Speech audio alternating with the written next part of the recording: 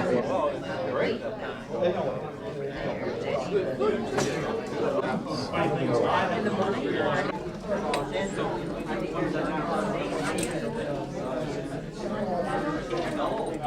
went to that same camp after Patterson had left, and Patterson left him a note. And he was very discouraged to see that there was absolutely nothing in the note about the caribou hole that he was hoping Patterson would show him.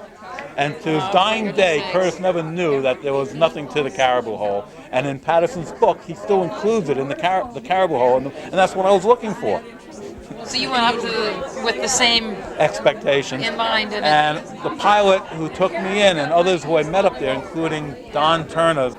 Turner's wrote another nice book called Nahanni.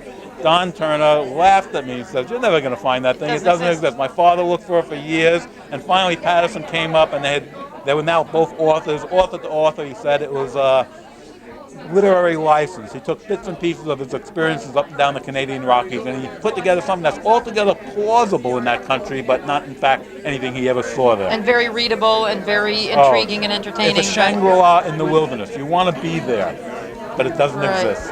And, isn't that interesting? So I was so riled, I said, well, I'm still going to go in. I'm all prepared. I have my stuff. But now I'm going to figure out what really went on in there. I knew about Albert Fairley, who was from Minnesota, my home state now. And I said, well, I can certainly find relics of Albert, old cabins, maybe gold pan, and I'll learn what else I could. And how did you move through the territory? Were you flying or were you hiking? Well, or I flew into what's called Landing Lake on the Flat River, because that's where the first plane landed in '28 looking for gold. And I paddled down the flat onto the main part of the river where I'd been before. And when I got to Fort Simpson down on the where the yard hits the Mackenzie, old Gus Krause was still living, and Gus filled me with stories. He had my head spinning with a throbbing headache. He was like a nail driver with his stories, and I just got more and more drawn in. And I visited archives here and National Archives in Ottawa, wrote letters to a lot of people who had souvenirs and photos, and slowly the story's been coming together like a puzzle. Each piece is kind of drawing other pieces together, just like finding these photos of the old RCMP or these stories about the Cooch and the other things. Poole popularized the Nahanni as a place to go, mostly for prospectors and for big game hunters. He had this fellow, Colonel Snyder, Harry Snyder, who was running the operation at El Dorado Gold Mine on the Great Bear Lake, where the uranium for the atomic bombs in Nagasaki and Hiroshima came from. He was up there in '36, and he hired Poole. He wanted to catch a Dall sheep with a black tail. It was some sort of hybridized Dall sheep. And Poole led him around, took his money, of course, and he had a good trip.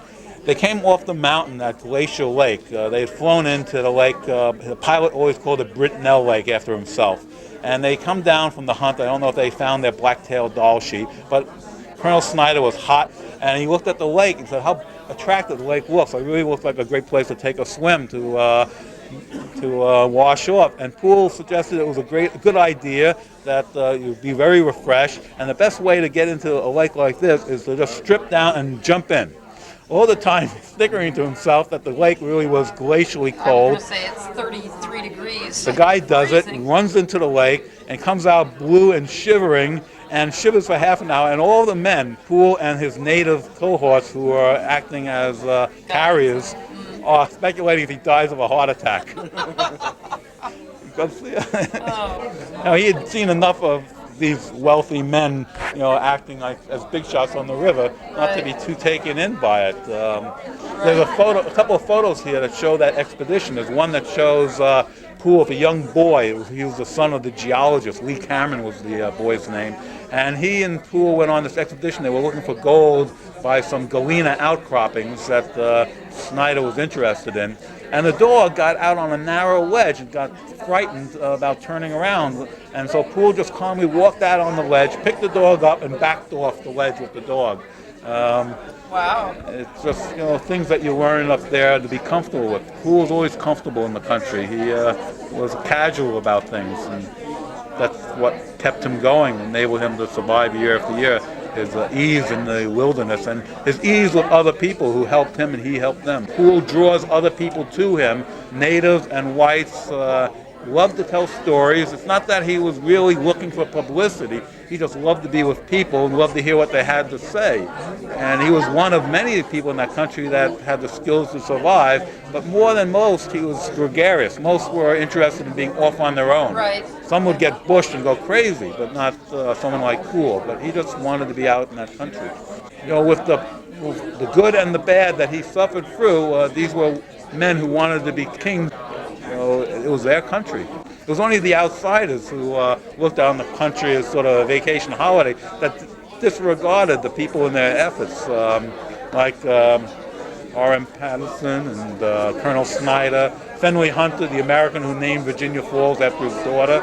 They never could understand the attitudes of the native people, how lazy they seemed to be in the summertime, which was their only break that they had. In the winter, they were, just searching for a root to eat or something. The summers was a time to relax and take it easy in the sun. But the Americans and the other wealthy men wanted to have their holiday, so they hired these people. The money was hard to come by. Worked them into the ground at their own break. That's right. They wanted to have what was available to them, and they all, for what they did record the country and bring back stories, because the country itself didn't lend itself to paper and pencil and photographs. So what they brought back of the country is what remains, and stories of Poole, the encapsulations of what was happening at a particular time, which has enabled me to piece together the story bit by bit. Interesting. Very interesting work. Thank you very much. Thank you for coming. Take care. And, Thank you. we appreciate your force showing up.